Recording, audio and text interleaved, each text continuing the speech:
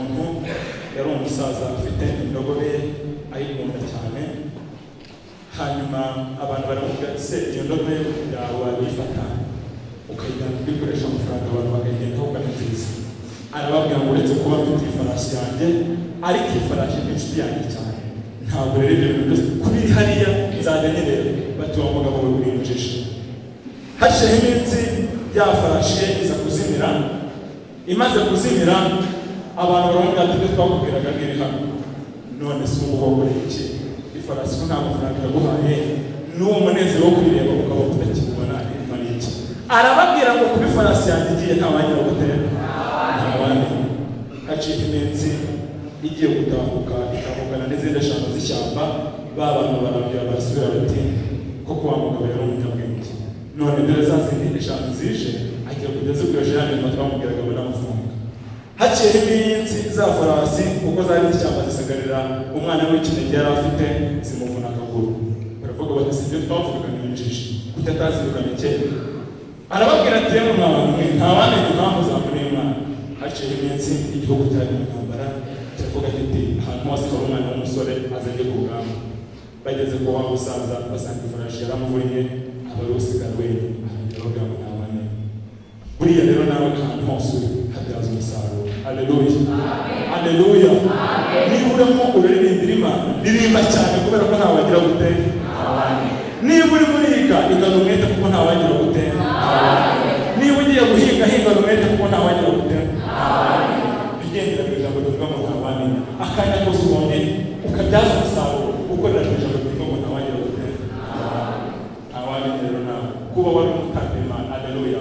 Uyu munsi twize ijambo ry'Imana baratubwira ngo isanduku y'isezerano yongeye kudahaguruka kwa Dawidi. Umuntu kwa Dawidi ayibonye kubera ahantu yari maze iminsi yaragiye mu bwumba w'Abafilisitiya ngo bigira umutima we aratangaje. Umugore wamubonye amwiteruye aramuseka cyane, arangije ngo Uwiteka uwo mugore ariko bishatse kuvuga iki?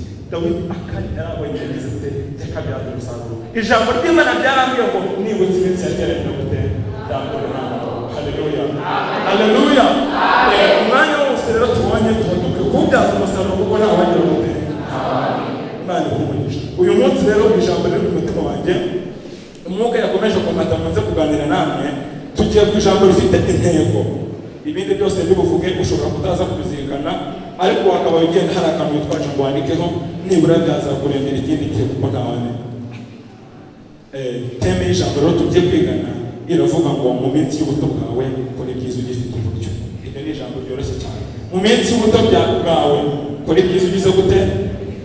Kora ibyiza ugize gute? Kumenya wese mbiza nawe. Mu minsi y'ubuto bwawe kora ibyiza ugize gute?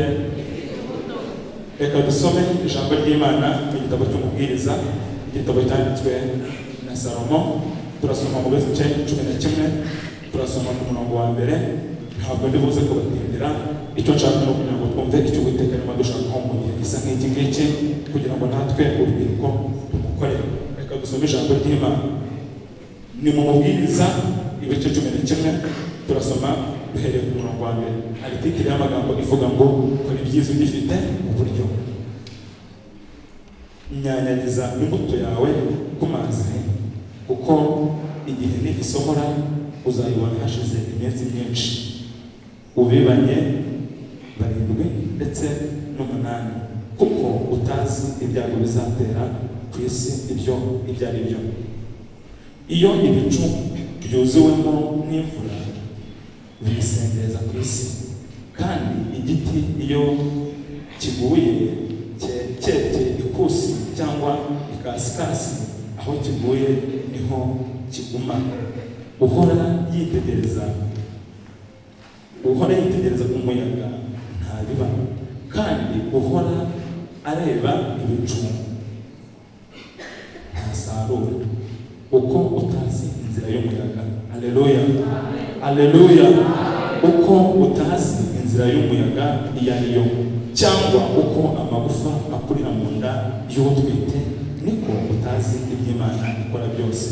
Mu gitondo biba imbuto yawe, kandi nimugoroba ntukaruhuke ukuboko kwawe, kuko utazi ikizera ari iki cyangwa kuriya cyangwa yuko byombi bizahwanya kuba byiza. Amen. Haleluya. Haleluya. Tukiri aho ngaho reka nsome no muri icyo gitabo cy'umubwiriza n'ubundi mu bice 9 by'umubwiriza nanone turasoma ku murongo wa 11. Haravuze ngo nongeye kubona munsi y'ijuru mbona yuko aho abasiganwa abanyembaraga atari bo basiga abandi, kandi mu ntambara intwari atari zo zitsinda, ndetse n'abajijutse si bo bagira ubutunzi, n'abahanga si bo bafite igikundiro, ahubwo ibihe ntibigwirira umuntu biba kuri bose. Erega nta muntu uzi igihe cye. Uko amafi afatwa mu ncundura n'inyoni nazo zikagwa mu mutego, uko niko abantu nabo bategwa mu gihe cy'amakuba iyo baguye igitungo. Amen. Haleluya. Haleluya. Dusomye amagambo y'Imana ndimo mbabwira ko Imana yakize ku mutima uyu munsi afite insanganyamatsiko ivuga ngo mu minsi y'ubuto gukora ibyiza ugize gute ugifite uburyo. Haleluya. Uyu nguyu ni Salomo wanditse aya magambo, yari amaze kubona ko mu minsi y'ubuto umuntu akwiriye kubibyaza umusaruro. Haleluya. Haleluya. Ako mwanyitirije ko nta kibazo. Haleluya. Amen. Noneho arangije aravuga ngo kora ibyiza ugize gute ugifite uburyo. Nuko yari amaze kubona ko hari n'igihe kigera uburyo bukagira gute ukabura. Yaravuze ngo kora ibyiza ugifite uburyo kuko yari amenye ko neza hari igihe uburyo bugira gute bubura. Hari igihe uburyo bugira gute bubura. Ngo rimwe Yesu yari ari ku nyanja, ngahageze ngasanga abigishwa bakesheje ijoro nta kintu bagize gute bafashe. Uburyo bwari bwabuze. Haleluya. Uburyo bwari bwanze. Ngo nukarangije arababwira ngo bimeze bite. Baramubwira ngo twahereye n'ijoro ryose twaroba, ariko twatera urushundura mu mazi ifi zikanga gufata. Twakubita hirya bikagira gute bikanga. Ariko Yesu arangije arababwira ngo mutere urushundura hehe iburyo. Haleluya. Haleluya. Ngo nuko bateye urushundura iburyo ngo boroba ifi nyinshi. Bishatse kuvuga ngo hari igihe twebwe mu buryo tubona byanze ugakubita hirya no hino bikanga, ariko waterera mu buryo. Haleluya. Haleluya. Mu buryo bw'Imana. Haleluya. Ngo bateye incundura iburyo ngo ndetse bakubiki. Nawe rero birashoboka ko hari igihe kigera uburyo ufite ubwose bwose ukabona bigize gute burananira. Uyu nguyu yaravuze ngo wa musore wishimira ubusore bwawe mu minsi y'ubuto bwawe ujye wubona Imana. Haleluya. Ngo kuko ubu ngubu urikeza, ariko hari igihe kizagera ukavuga ngo ibi ngibi sinejejwe nabyo. Nimwanya tuha agaciro cyane. Haleluya. Igihe uburyo bwabuze nta bundi buryo bwashoboka kuboneka usibye gusenga Imana no kwinginga. Haleluya. Kandi dufite Imana igihindura abantu. Haleluya. Dufite Imana igihindura amateka. Haleluya. Dufite Imana ijya gusenga kwacu aho intege nke zacu zirangiriye. Twagiye tubona ari aho izi Imana zitangirira. Haleluya. Kandi dukunda kuvuga ngo hano turi ku ishuri dufite uburyo bwinshi bwo kuba twakizwa bikemera. Haleluya. Dufite uburyo bwinshi bwo kuba twasenga bigakunda. Hanze iyo muhageze mujya mubona muri vakansi haba hari ibintu byinshi bidutwara umwanya. Ariyo mpamvu iyo tuhageze usanga hari ikibazo, ariko reka twigige Imana. Hari icyo Uwiteka yadukorera abantu bakongera bakabona uburyo. Mana turagushimira. Uri Imana ihambaye. Uri Imana ijya yigaragaza kandi ukabana natwe. Tugushimiye uyu mwanya mwiza n'ijambo ryawe twumvise. Mana nyir'ingabo, abana bawe twese turahagurutse mu mitima yacu duciye bugufi cyane. Dusanze Mana ijambo ryawe tubwiye rikomeye. Birakwiye hari uburyo twabonye twari dukwiye kubyaza umusaruro, ariko tupfusha ubusa. Hari ibyo twari dukwiye gukora, ibyo ngibyo turabireka dukora ibidakwiye gukorwa. Hari uburyo twari dufite bakabyaza umusaruro, ariko tubutesha agaciro. Mana hari umwanya waduhaye kugira ngo twitekerezeho cyangwa dukore ibyiza, ariko twebwe dukora ikinyuranyo cyabo, dukora ibidakwiye. Muri aka kanya turahagurutse duciye bugufi mu mitima yacu. Mana ari cyo ukaturengera batuzanye muri urugo rw'abafana muri kugatesesi Mana ahantu haduhereye umugisha batugirira neza ni byiza yuko tubona umwanya wo kumva ijambo ryawe wo kuganira nawe Mana nyiriga nyemera aka kanya sabuze kugira ngo batubere umugisha ngwino muri mitima yacu Mana nyiriga ngwino tugirire neza tugambiriye mu mitima utadushije kujya bibi Mana tugambiriye mu mutima yuko badukomeza ukatwambika imbaraga ukatugirira neza Mana tushimire nawe abari bacitse intege n'utwongera imbaraga abari banamutse n'utwongera imbaraga ibyo ari bidutwaje gituhirwe Mana bishaka Yesu reka uduhindure Mana twambika imbaraga zibashisha kutubashisha mwami kukukorera ndetse no kukubaha kandi twamenye neza yuko kukubaha tukagira n'umutima unyuzwe ibamo inyungu nyinshi natwe tuzagirira amahoro muri iki kigo duhaye reka nirukomeze ubane natwe kandi buri muntu mu muryango ari umwami ukomeze twambike imbaraga ukomeze utugire neza turakubashye reka ukomeze ubane natwe kandi utugire neza kandi ubuntu bwawe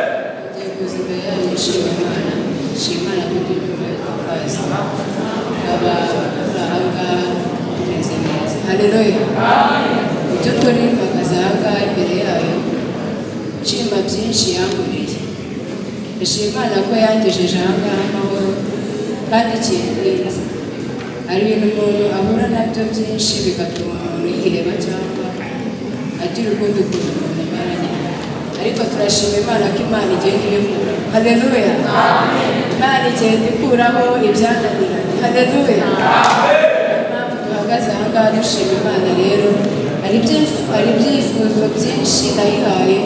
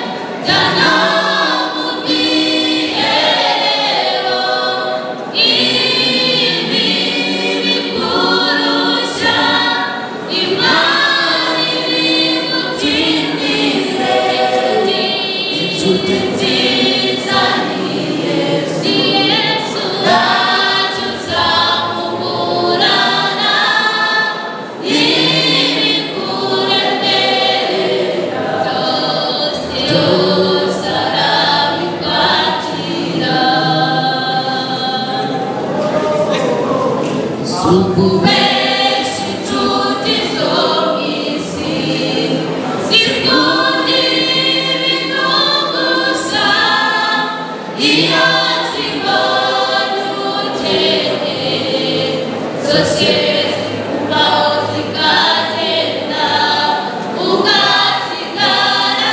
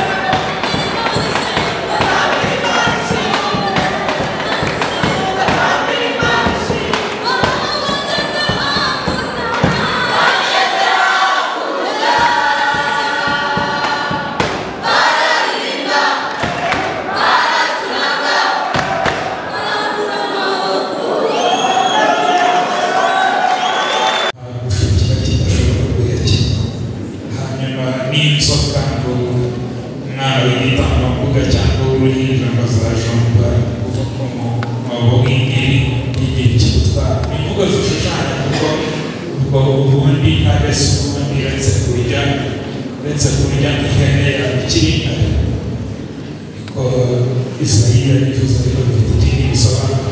Ingwe nayo uretse kubona nk'intangiriro yashonje ikayifata se yaba ikiri ahubwo ngo bizajya ngo birishiriza mu rwuri rumwe ngo biragirwe n'akana k'agahungu. Intare yarisha nk'iyaba ikiri intare n'ingwe yarisha nk'iyaba ikiri intare. Ubundi buriya ntabwo ziba zirikorera ubugome, abantu nibo bica abandi by'ubugome, aho intare igira gutya igafata nk'impara cyangwa imparage cyangwa ingeragere cyangwa ikica nk'inka cyangwa ihene kugira ngo se hari ikindi zabikoze. Muri ibi biri ku meza birimo kurya nayo biri ku meza kuko natwe tuba twumva dufite uburenganzira bwo gusarura ibijumba n'ibishyimbo tukagenda tukabirya n'ibindi nabyo nuko rero wigeze kuvuga ngo umuntu yigeze guhura n'intare nuko rero mu gihe arimo gusenga agasaba Imana yanjye agasaba kugira ngo umize uyu mwanzi ugiye kwibasira umvane mu nzara. Intare nayo iti nyagasani ngushimira ifunguro umpaye umugisha intare imbaraga zo kugukorera.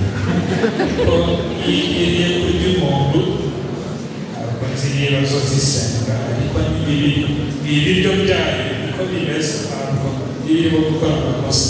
Ni nk'uko baba bavuga ngo bizabishiriza mu rwuri biragirwe n'akana k'agahungu. Ni nabo babwiye se ko ibyansi byo byishingira guhinga. Ibyo nabyo ni uburyohe bwo kuvuga, ariko umuhanuzi buriya yashakaga kuvuga ngo n'inyamaswa bizaba bitagifite kamere nk'iyo ngiyo, bizaba bitagikenera kurya, kuko yavuze ngo bizabisha. Ariko ubundi n'ubundi ijambo ry'Imana riratubwira ngo ingoma y'Imana ntabwo ari ikibazo cy'ibiribwa n'ibinyobwa, ahubwo ni ubutabera n'amahoro muri Roho Mutagatifu cyangwa Mwuka Wera. Aho umuntu ajya akumva afite ubutabera, akumva afite amahoro. Ubutabera buvuga guha buri wese icyo agenewe, icyo nako afitiye uburenganzira. Ni igisobanuro cyabo cya kera cyane. Niba rero ejo ari umunsi wo gutegereza Nyagasani umwami w'ubutabera n'amahoro, uyu munsi natwe twaje gusenga hano tukaba twabwiwe yuko tugomba gukoresha imbaraga zacu tutizifite, tuzikoreshe cyane cyane mu mahoro no mu butabera. Twirinde kugira uwo dusagarira ni mugenzi wacu dushobora guha urugero rubi tukavuga abanyeshuri ari utuyobora. Tutagomba buri gihe kuvugisha no kubabaza mu gihe tubwira ntitwumve. Ubutabera buri wese umuhe ibyo afitiye uburenganzira. Uyu munsi buri wese aharanire kuba umwanya we n'igihe agomba kuwuberamo, ahakorera ibyo agomba kuhakorera. Ngaya amategeko wa mugani wa Nyagasani nabona abahanuzi. Ibyo ngibyo ni ugukora ari ubutungane cyangwa se ubukiranutsi nk'uko babivuga mu yandi madini byose.